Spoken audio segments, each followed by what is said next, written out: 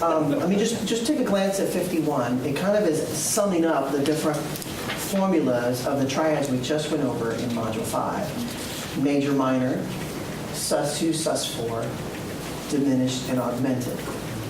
And then on page 52 and page 53 are my handy-dandy triad reference sheets. So you can see the visuals on the formulas, major, minor, sus2, sus4, diminished and augmented. So if you're ever needing a deeper look at it, page 52, 53 will help. Or if you think you got it, you just need a reminder of the formula, you can go back to page 51. Now, in addition to this, I wanted to just real quick give you a couple of examples of these chords. So I'm going to do this really briefly, but I'm going to move over to the keyboard, and then I'll spend a few minutes on guitar showing it. So I think I'll spend less time on the obvious ones and more time on the less obvious ones. Here's a C major chord. Sounds happy. That's C, E, and G. If I go up to F sharp, it's F sharp major chord, F sharp, A sharp, and C sharp. Or down here. Oh, excuse me.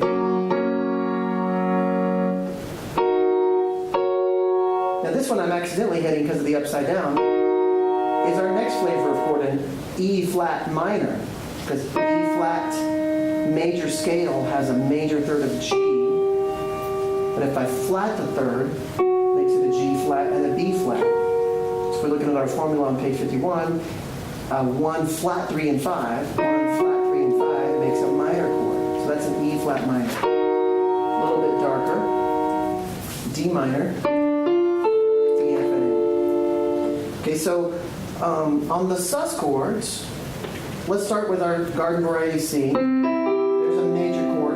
If I do a sus2, I remove the 3 and I play the 2.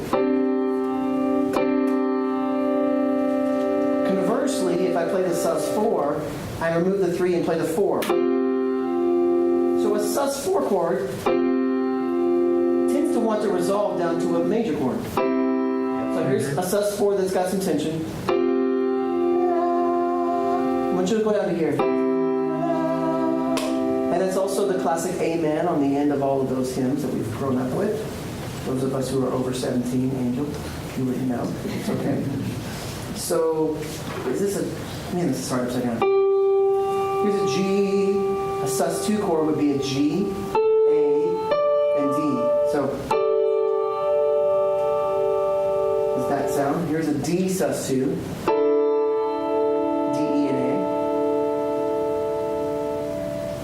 Here's a B sus2, B, C sharp, and F sharp. Okay, and then the sus4s, E flat.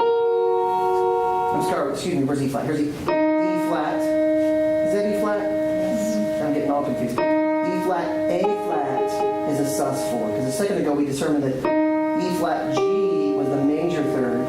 We were making a minor third for that major.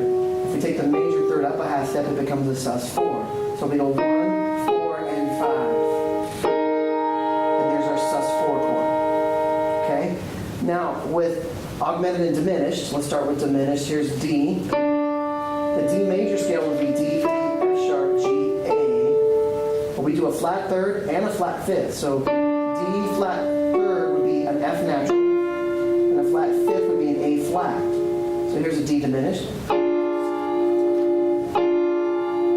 which has tritone, Joe's favorite interval, as our psycho strings.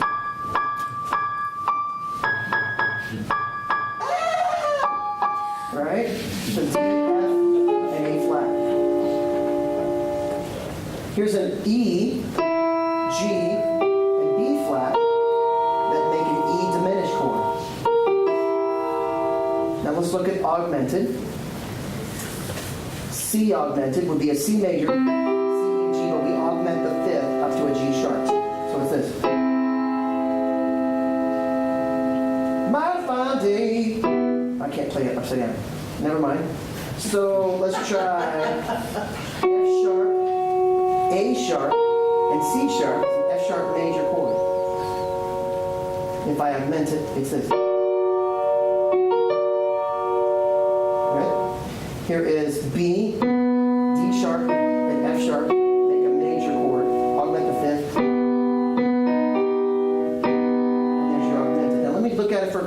the fretboard. We're going to spend more time in the next module, in module 7, where we're going to spend most of the time on the fretboard, but just for some quick examples on the fretboard. If I'm only going to play the bottom 3 strings, we're going to spend a lot of time on module 7, so I'm just touching on this here. I'm only going to play the bottom 3 strings. Here is a shape that gives me a major chord. Let me turn the volume up. Now, I'll give you this for free now, but it's going to come up and be unpacked more later. But this finger on this string is playing the major third of the chord. If this is a D major, this is playing the F sharp of the chord. Okay? In our first 4 triads, the third is what gets moved around. So if I move this note down a half step, what kind of triad do you think I'll make? If I take the third down a half step, I make it a minor chord. So I put it there. There's a minor chord. Now if I take the third, the third to go down another half step, make it a 2, there's a sus2 chord. So most guitar players learn right off the bat this shape that makes a D chord with the open D note underneath, 88 dynamite. And they make a D triad and they go, oh, this is a D chord. Which we're going to unpack more in a later module. But then they can lift this finger off and make it a D sus2.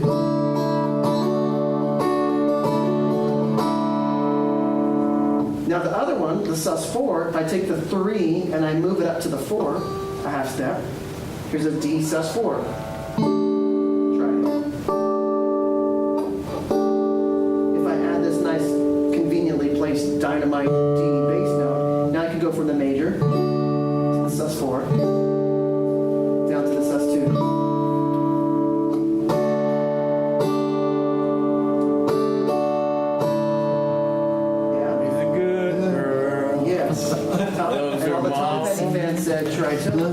Okay, so those are those 4 triads there, just in terms of the way they sound. Now, diminished on guitar, it gets a little more complicated, but I'll say that here is one form of playing a diminished.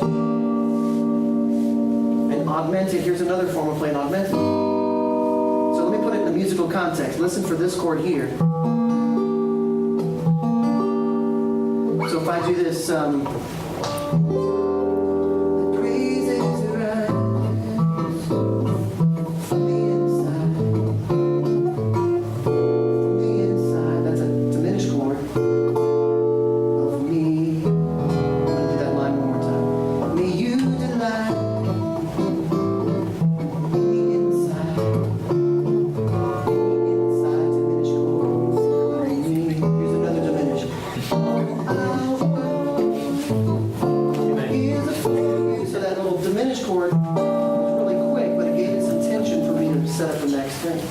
now, there's the first augmented sample that comes to mind is this old jazz song.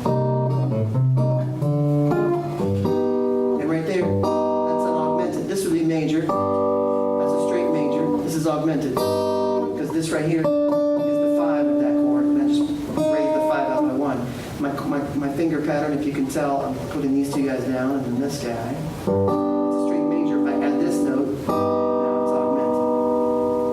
maybe if I'm in this key, and that augmented kind of has this other thing, but it wants to be resolved again. If I end the song on that, I need to play another chord to feel like it comes back home. Okay? So just some samples of the 6 triads to give you some ideas. Module 7 is going to be really unpacking the triads on the fretboard because that gets a little more complicated. Okay? And this ends our Module 5 addendum. Make sure you look at the page 51, which gives you the formula, and the triad reference sheets on 52 and 53 for further study. Thank you.